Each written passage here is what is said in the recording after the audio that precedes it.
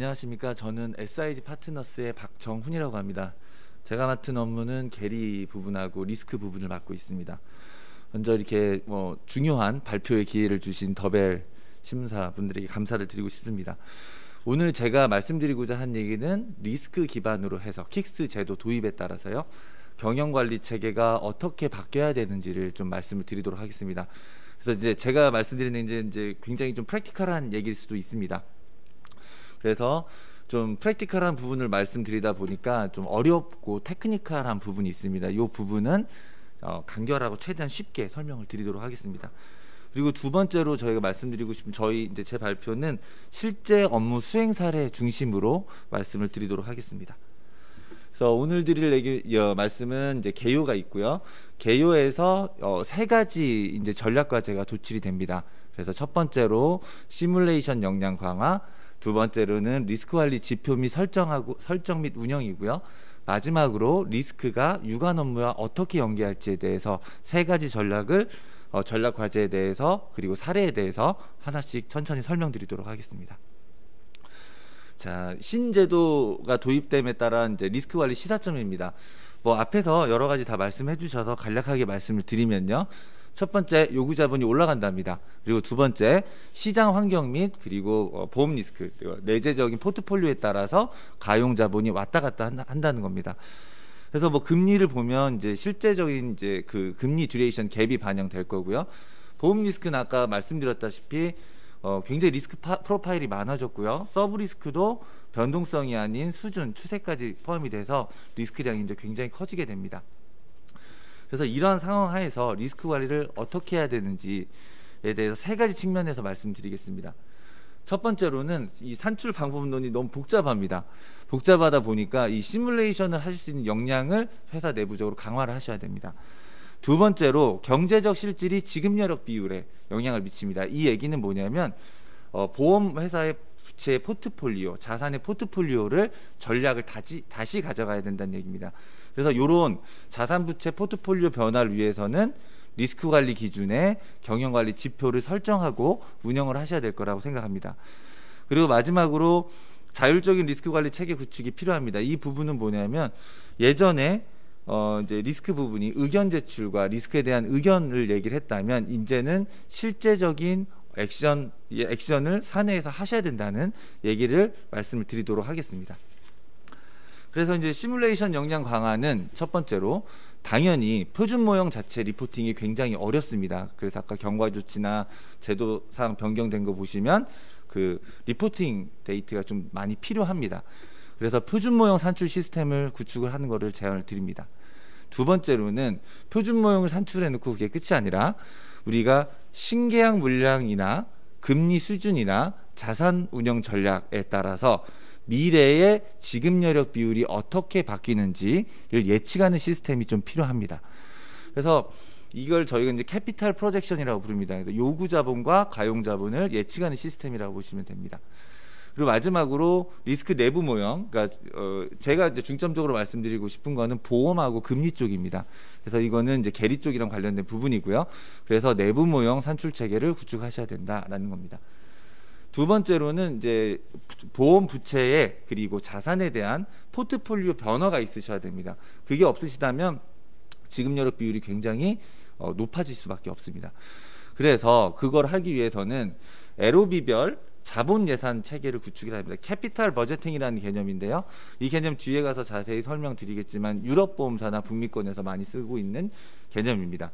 즉 회사 내에 LOB를 라인 오브 비즈니스를 다 나누어서 그 내분에서 리스크 대비 리턴의 레이락 기준의 RAPM이죠. RAPM 기준의 성과평가 체계를 구축을 하는 겁니다. 그래서 LOB별로 회사를 관리 기준을 잘 나누어 놓고 그 LOB별로 그 리스크를 감안한 KPI 지표를 설정하고 운영을 하는 걸 제안드립니다. 이 부분은 철저하게 자산 부채 포트폴리오 개선 관점이라고 보시면 될 것 같습니다. 마지막으로 이제 유관 업무 강화인데요. 실질적인 전사 리스크 통제 및 액션 플랜을 수립하기 위해서 저희가 이제 리스크 쪽에서 해야 되는 과제들을 좀 4가지 정도로 추려봤습니다. 첫 번째, 신상품을 개발하는 걸 지원이 필요할 것 같고요. 두 번째로는 해칭 전략 수립 지원입니다. 그리고 MCV를 산출할 때 자본 비용, 코스트 오브 캐피탈이 또 중요한 역할을 하게 됩니다. 그래서 그 MCV에 대한 체계를 지원을 하고, 마지막으로 재보험 전략 수립에 대한 지원을 유관 업무 강의로 좀 제안드리고 싶습니다. 그래서 저희 이 3가지 업무들을 다 수행하기 위해서는 이러한 시스템이 필요하다라는 거를 시스템 구성도를 좀 펼쳐봤습니다. 지금 이 시스템 구성도는 사실 저희 SIG 파트너스에서 진행하고 있는 이지킥스라는 제품이 있습니다. 그 제품 안에 있는 모듈들이고요. 그래서 쉬운 킥스라는 뜻입니다. 그래서 보시다시피 첫 번째로 표준 모형이 있습니다. 표준 모형에서는 가용자본 산출하고, 그다음 모듈 2에서 요구자본 산출하고, 모듈 3 이제 일반 손해보험도 이제 모듈이 상당히 좀 복잡합니다. 그래서 금감원 리포팅과 리스크를 배분해서 내부관리 지표에 사용하는 리포팅을 하는 기능으로 되어 있습니다. 그래서 표준 모형이 기본적으로 갖춰져 있어야 그 다음 확장 모형으로 이행이 가능합니다. 그래서 확장 모형은 아까 말씀드린 대로 보험하고 금리 리스크에 대한 내부 모형 확장이 필요하고요. 그 다음에 이제 가용자본과 요구자본을 예측하는 캐피탈 프로젝션 모듈이 있습니다. 그래서 신계약 물량에 따라서, 그리고 SA 자산운용 전략에 따라서 미래의 지급 여력 비율이 어떻게 바뀌는지에 대한 예측이 필요한 거고요. 마지막으로 자산부채를 시가평가를 해서 나머지 나오는 산출물이 MCEV입니다. 그래서 MCEV 산출이 뭐 갑자기 리스크에서 나와서 좀 생뚱맞을 수도 있는데, 저희 가용자본 이 표현에서 자산과 부채를 시가평가하면 MCEV 금액이 나오고요. 그 MCEV 금액이 조정 순자산 가치와 미래 이익의 이제 현가죠. 그러니까 밸류 오브 인포스 보유계약 가치로 나누기만 하면 MCEV 체계가 됩니다. 그래서 이 부분은 마켓 밸류 밸런스시트라고 실제로 부르는 회사도 꽤 있습니다. 그래서 첫 번째, 시뮬레이션 역량 강화에 대해서 말씀을 드리도록 하겠습니다. 첫 번째, 표준 모형입니다. 이 표준 모형 시스템을 어떻게 구축하냐라는 질문을 저희가 많이 받는데요. 보시면 산출 모듈이라는 부분이 있습니다. 그래서 아까 말씀드린 가용자본, 신용, 보험, 시장, 그리고 분산 효과를 감안해 산출을 하는 모듈들이 있습니다. 이거는 마치 공식처럼 시스템으로 운영이 가능합니다. 그런데 이 시스템을 운영하기 위해서 기초 데이터가 굉장히 많이 필요합니다. 그래서 부채 계리 모델, 세븐틴 시스템을 구축하면서 부채 계리 모델은 웬만큼 다 구축을 하셨고요. 그다음에 이제 자산 계리 모델이 필요합니다. 왜냐하면 금리 리스크 다이나믹 넬슨 시갈 샥을 주기 위해서 그 자산 현금을 뿌려서 샥을 주는 좀 모델이 필요합니다. 그런데 여기 부분에서 제일 어려운 부분이 이제 이 현업분들이 업계에서 제일 어려워하시는 부분이 뭐냐면 수익증권 룩스루입니다. 그래서 이 수익증권 룩스루에서 굉장히 이 수기 작업들이 많고 오류의 여부도 많습니다. 그래서 저희가 제언드리고 싶은 거는 이제 채평사에 데이터를 구독하는 방식으로 그 증권 예탁원의 데이터를 연계가 가능합니다. 그래서 인터페이스가 가능해서 자동으로 FDW에 RDW라고도 하죠. 리스크 데이터 웨어하우스라고도 하는데요. 거기에 자동으로 인터페이스 되는 거를 제안을 드리고 싶습니다. 그리고 밑에 보시면 10번, 11번에 이제 설정 화면들이 있습니다. 이 부분들은 뭐냐면 이건 저희 시스템에 이렇게 구현이 되어 있고요. 이게 뭐냐면 위험 계수라든지 분산 효과라든지 이런 것들이 다 테이블화되어 있습니다. 그래서 제도 개선이 예측이 된다고 한다면 이제 감독원에서 이제 보험사들에게 의견을 물어봅니다. 이제 의견을 물어볼 때 실제로 사전에 시뮬레이션 해보고 우리 회사에 미치는 영향이 뭐고, 그래서 명확한 의견 개진을 하실 수 있어서 의견 개진하셔서 좀 더 좋은 제도로 만들 수 있을 거라고 생각하고 있습니다. 그래서 수익증권 룩스루입니다. 이 부분 되게 어려워하시고요. 그 예전에는 엑셀 데이터랑 수기 자료를 가지고 다 일일이 입력하셨어요. 그리고 투자기획부에서 데이터를 자동으로 생성하지 않고 다 수기로 입력을 하셨습니다. 근데 이제 항공기 대체 투자 뭐 이런 것들은 방법이 없습니다. 어차피 수기로 넣어야 됩니다. 이거는 증권예탁원에 자료가 없습니다. 그래서 2B에는 SAP 시스템에서 데이터를 입수를 하셔서 그 자산운용 시스템에 다 있습니다. 필요 데이터들을 자동 인터페이스를 하는 거를 제언을 드리고요. 두 번째로는 아까 사무수탁사나 아니면 아까 말씀드린 채권평가사의 그 구독 방식으로 데이터를 자동 인터페이스를 하시는 걸 제안 드립니다. 그리고 어쩔 수 없이 항공기 대체 투자 같은 것들은 수기 입력을 하셔야 됩니다. 그래서 이런 데이터들을 최대한 자동으로 인터페이스를 만들고 마지막으로 자동 산출하는 것을 제안드립니다. 두 번째로는 이제 캐피탈 프로젝션입니다. 이 부분은 좀 테크니컬한 부분이어서 좀 핵심 포인트만 말씀을 드리겠습니다. 가용자본은 보유계약과 신계약을 현금 흐름을 뿌려서 부채와 자산을 시가평가를 해서 미래의 가용자본을 예측할 수 있습니다. 두 번째로 밑에 하단에 보시면 보험 리스크는 리스크 캐리어 방식이라는 게 있습니다. 그래서 사망보험금은 사망보험금 현가의 X%가 사망 리스크야라고 아주 쉽게 리스크 캐리어 방식으로 계산을 할 수 있습니다. 그래서 이 방식으로 리스크 비율 방식으로 미래의 보험 리스크를 추정할 수 있습니다. 그런데 금리 리스크는 얘기가 다릅니다. 그래서 저희가 네스티드 스토캐스틱이라는 방법을 씁니다. 저희가 t = 0 시점에 1, 2, 3, 4, 5번 시나리오 샥을 주면 금리 리스크량이 나오겠죠. 그런데 이게 미래를 추정하기 위해서는 1시점까지 추정을 했다가 거기에 5가지 시나리오가 들어가야 됩니다. 그러니까 미래의 요구자본을 추정하는 게 금리가 가장 어렵습니다. 물론 캐리어 방식으로 쉽게 할 수도 있는데 납입 상태에 따라서 금리 리스크 양이 굉장히 변하기 때문에 네스티드 스토캐스틱을 방법 쓰는 것을 좀 추천을 드리고 싶습니다. 그래서 저희가 미래의 요구자본, 가용자본을 예측해서 하는 역할은 무엇이냐 라고 한다면 미래의 자본 효율의 극대화, 수익의 극대화의 목표를 잡아서 명확하게 어떤 전략으로 저 시점에 도달할 수 있는 수립을 할 수 있다라는 거죠. 그래서 가장 큰 대표적인 예가 신계약 물량입니다. 그래서 보험계약은 특징상 예전에 발행되었던 계약들을 함부로 건드릴 수가 없습니다. 그러면 보험계약의 포트폴리오를 바꾸는 방법은 신계약 물량밖에 없습니다. 근데 신계약 물량 자체가 바꾸는 게 상당히 시간이 오래 걸립니다. 그래서 앞에 김병현 사무님이 말씀해 주신 것처럼 경과 조치가 좀 길어야 됩니다. 뭐 3년 4년 뭐 신계약 물량 바꾼다고 이게 실제로 시뮬레이션 돌리면 바뀌어지지가 않습니다. 두 번째로는 어떻게 자산 운영 전략을 가져갈까 합니다. 그래서 두 가지 전략을 가지고 우리가 어떻게 목표 수준에 도달을 할지에 대한 수립을 하기 위해서는 캐피탈 프로젝션 모듈이 필요합니다. 그래서 이거는 실제 사례입니다. 저희가 듀레이션 갭하고 가용자본을 놓고 또는 CSM을 놓고 어떻게 시뮬레이션을 하면 우리 회사가 변합니다. 5년 뒤에 10년 뒤에 시뮬레이션 결과인데요.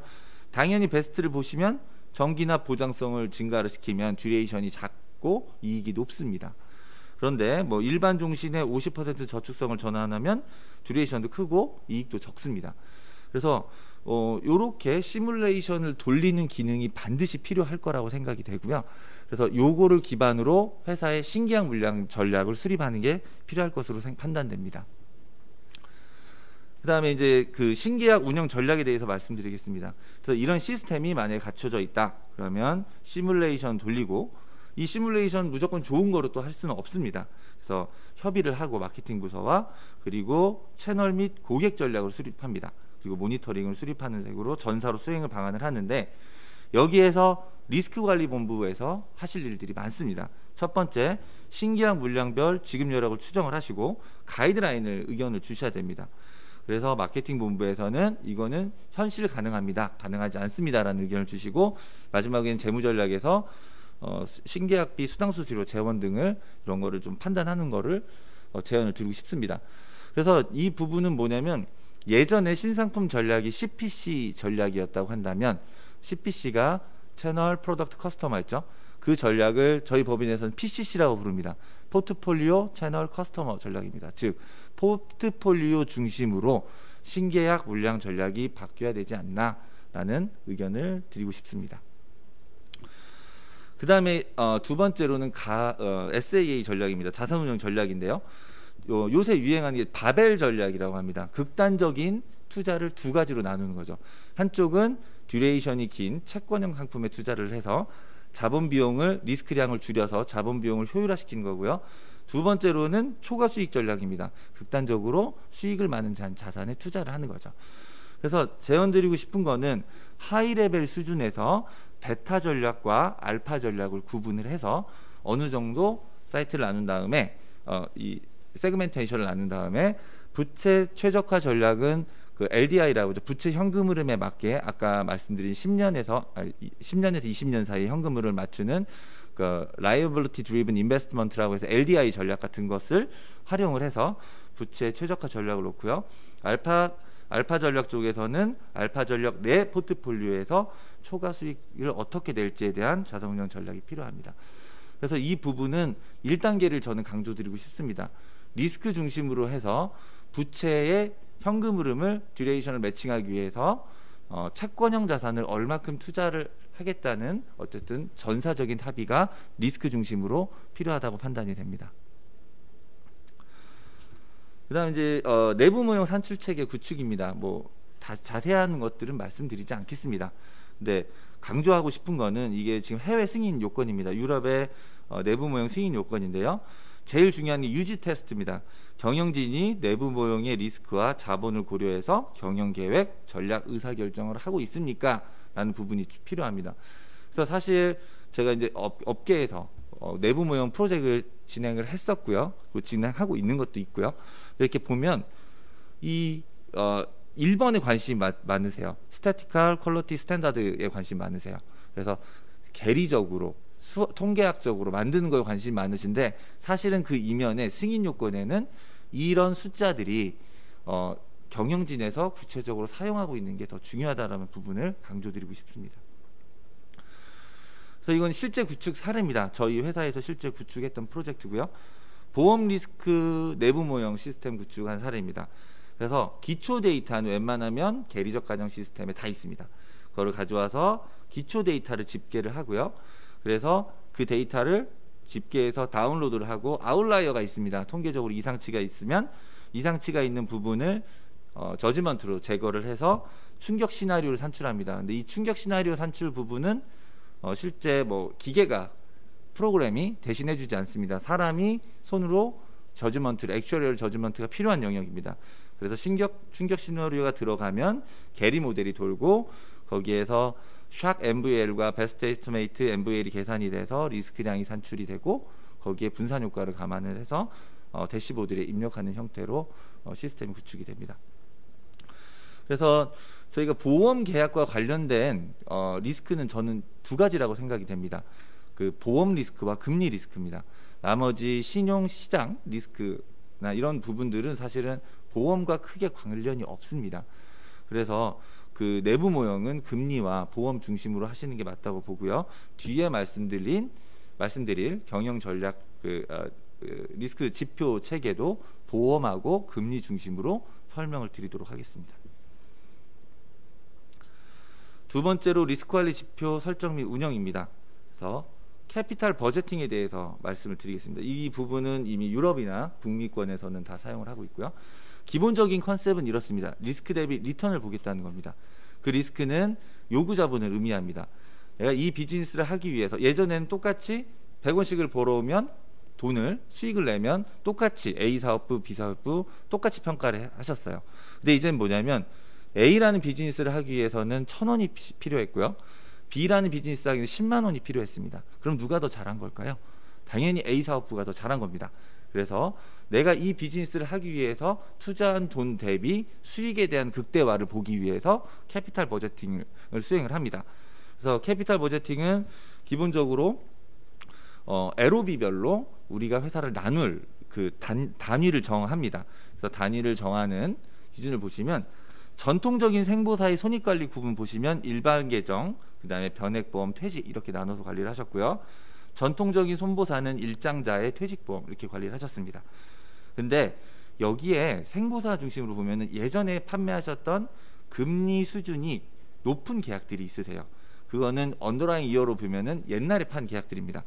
그래서 이 전통적인 LOB 단위에서 언더라인 이어 또는 고저금리 구분으로 조금 더 세분화해서 관리해야 될 필요가 있을 것 같습니다.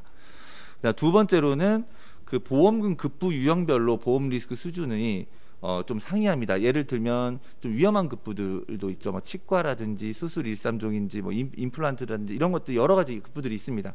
그래서 보험 리스크가 높은 급부와 낮은 급부를 좀 나눠서 급부 유형별로 구분 관리하는 것을 제안드리고 싶습니다. 실제로 이렇게 상세 레벨로 관리액에 단위에서 LOB를 구분하는 회사도 지금 현재 존재합니다.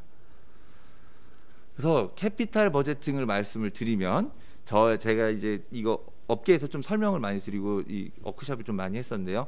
제일 많이 질문을 오시는 게 하는 컨셉은 좋고 다 좋은데 어떻게 LOB를 요구 자본, 가용 자본을 LOB별로 나눠야 됩니까? 이런 질문들이 굉장히 많으세요.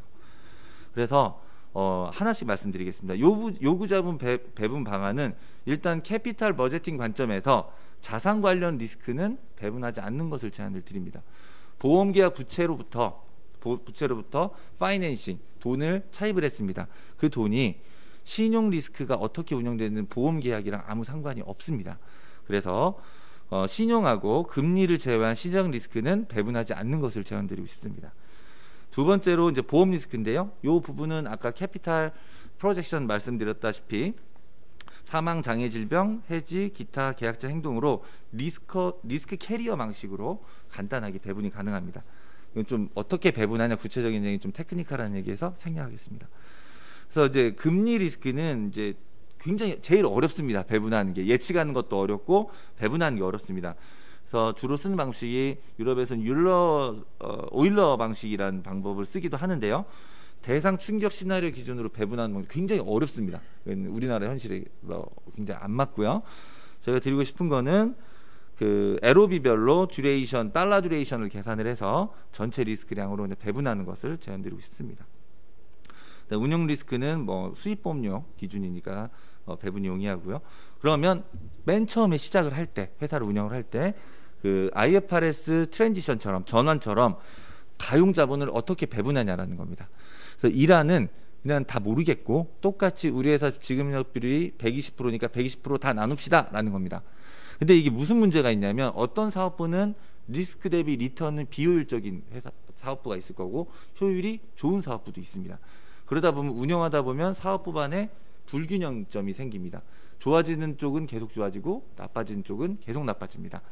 그래서 저희가 제안드리고 싶은 거는 이 안을 제안드리고 싶습니다.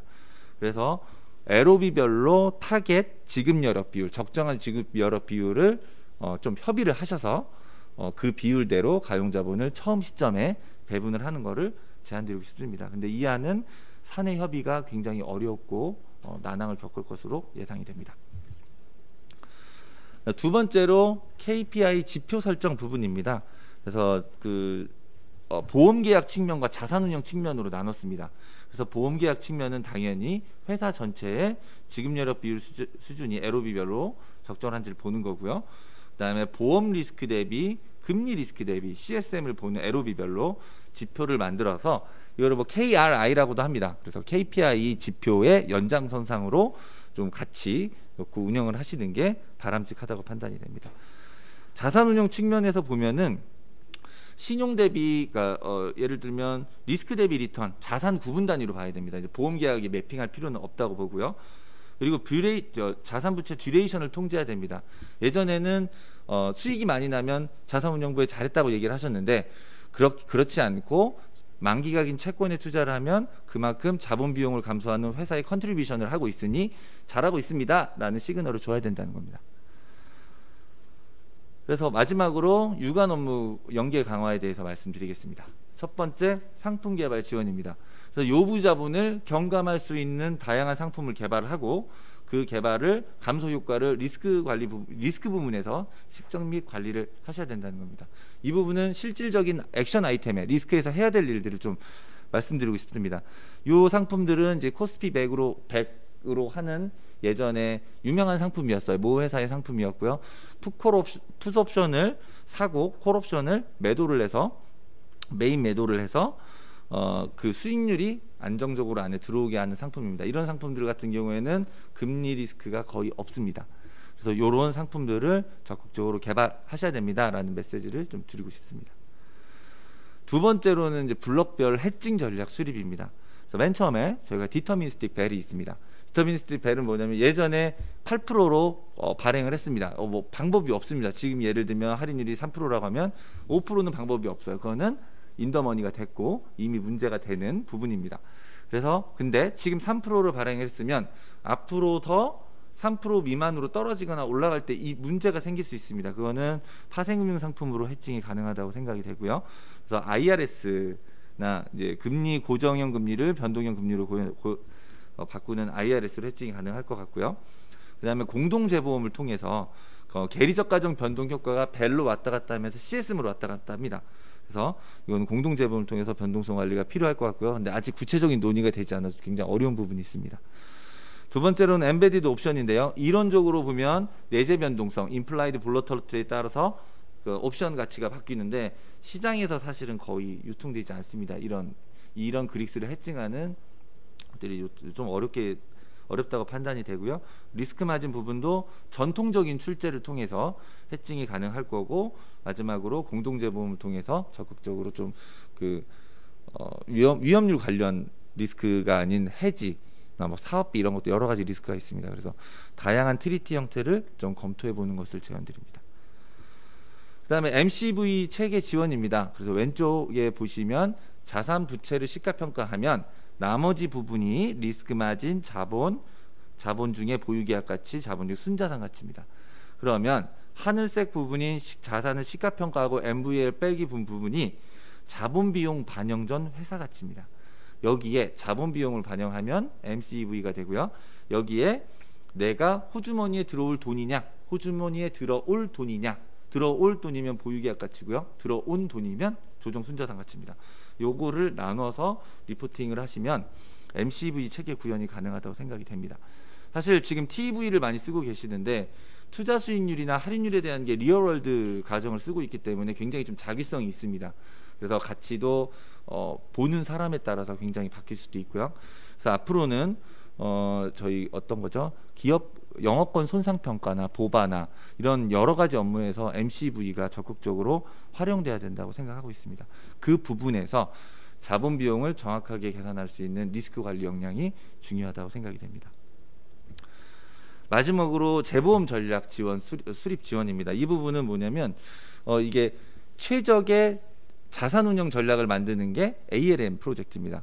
근데 최적의 재보험 전략을 만드는 프로젝트는 손보사에서 많이 하시는데 일반 손해보험에서 많이 하시는 DFA라는 겁니다. 그래서 다이나믹 파이낸셜 어널라이시스라는 이 최적의 재보험 전략을 수립을 합니다. 근데 요게 프로젝션하는 좀 툴도 달라요. 일반적으로 우리가 알고 있는 게리 소프트웨어 안에 다른 툴을 쓰십니다. 그래서 그 단계를 보시면 먼저 디터미니스틱하게 손익을 분석을 합니다. 그래서 최적 가정 기준으로 이런 트리티를 맺으면 재보험 손익이 앞으로 어떻게 되고, 그리고 트리티별로 장래 재보험 계약 손익이 어떻게 되고 전사 관점에서 어떻게 되는지를 좀 예측해 보시는 게 중요합니다. 그리고 두 번째로는 이제 시나리오 분석이죠. 드디어 리스크를 계산을 해보고 리턴을 계산을 해봅니다. 그래서 리스크량을 계산을 해보시고 마지막으로 현행 재보험 계약의 유불리를 좀 검토를 하시고 리스크팀에서 직접 이제 하셔야 됩니다. 이거를 지금까지 생보사에서는 거의 안 하셨어요. 리스크를 전가하기 위해서 이 재보험을 하는 건데 여기 부분에 대해서 좀 관리가 좀 보시는 게 아무래도 다른 일들이 많으시다 보니까 좀 소홀했던 것 같습니다. 그래서 현행 재보험 계약의 리스크 대비 리턴의 위불리를 검토하시고, 두 번째로 새로운 형태의 재보험 계약도 검토해 보셔야 됩니다. 즉 예를 들면 거의 생명보험사나 장기 쪽은 그 비례 재보험만 하세요. 서플러스나 쿼터셰어 형태로 재보험을 많이 하시는데 엑세스 오브 로스도 회사의 리스크의 경감에 큰 영향을 미칠 수 있습니다. 그리고 비비례 재보험이나 지금 생보사의 경우에는 이제 출제 이익 수수료 계정밖에 없으세요. 거의. 이제 출제 수수료 계정도 만들어서 검토를 하셔서 회사의 리스크 대비 리턴에 기여를 할 수 있는 재보험 전략을 수립하는 것을 제안드립니다. 그래서 마지막으로 이제 정말 꿈 같은 얘기인데요. 리스크 기반으로 해서 전사 재보험 가이드라인을 설정을 하셔서 언더라이팅 가이드라인처럼 운영을 하셔서 회사가 최적화된 재보험 전략을 관리하고 지원하는 것을 제안드립니다. 근데 1번, 2번 부분은 엑셀로 하시든 내부 모형으로 내부 시스템으로 하시든 뭐로 하시든 어쨌든 시스템이 필요합니다. 페이지 1에서 2까지는요. 그래서 이 페이지 1, 2를 프로젝션하는 별도의 또 솔루션들이 있습니다. 그래서 시스템 구축이 필요하다라는 걸 말씀드리고 싶습니다. 그래서 제 발표는 다 끝났는데요. 마지막으로 말씀드리고 싶은 부분이 있습니다. 첫 번째로는 저희가 예전에 리스크 관리 영역에서는 다 엑셀로 하셨어요. 그래서 게리팀에서 자료를 받고 뭔가 정리해서 이렇게 하셨는데 이제부터는 시스템이 필요하다라는 겁니다. 정교한 시스템을 통해서 예측을 하고 정확한 리포팅이 필요할 것 같고요. 두 번째로는 예전에는 의견 제출 중심의 리스크 업무가 많았습니다. 그래서 그런 것들이 실제적인 지급 여력 비율이 굉장히 중요한 부분입니다. 이 부분은 자본 비용에 영향을 신종 자본 발행하면 자본 비용이 엄청납니다. 그래서 그런 것들을 감안을 하셔서 구체적인 액션에 대해서 많은 노력이 필요할 거라고 생각이 됩니다. 제 발표는 여기서 마치겠습니다. 감사합니다.